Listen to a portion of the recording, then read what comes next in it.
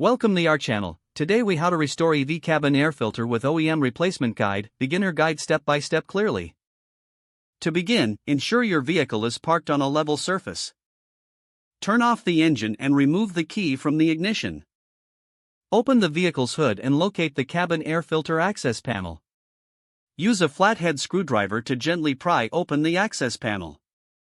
Carefully lift the panel away, exposing the old cabin air filter.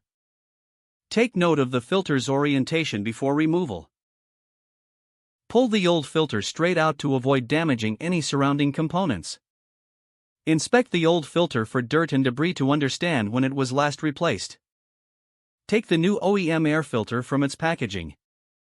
Align the new filter according to the orientation you noted earlier. Slide the new filter into the slot, ensuring it fits snugly. Reattach the cabin air filter access panel. Press it firmly until it clicks back into place. Close the hood of the vehicle securely. Start the engine and turn on the air conditioning or heating system. Check for proper airflow to ensure the new filter is installed correctly. You have successfully restored the EV cabin air filter with an OEM replacement. If the page does not load, refresh the browser or try again in a private or incognito window. Make sure you are using the correct email address, then retype it carefully to avoid small typos. If your password is not accepted, use the reset option and create a new strong password you can remember. Check your spam folder for verification or security emails, then complete any requested confirmation steps. Enable two-factor authentication if available to improve account security and reduce unauthorized access risk.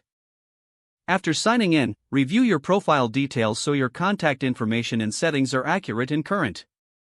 If you see an error message, note it down and try again after restarting your device and internet connection.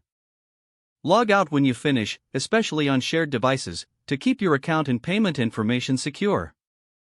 If the page does not load, refresh the browser or try again in a private or incognito window. Make sure you are using the correct email address, then retype it carefully to avoid small typos.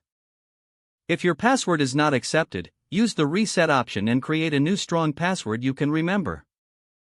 Don't forget to like this video and subscribe to our channel for more step-by-step tech guides.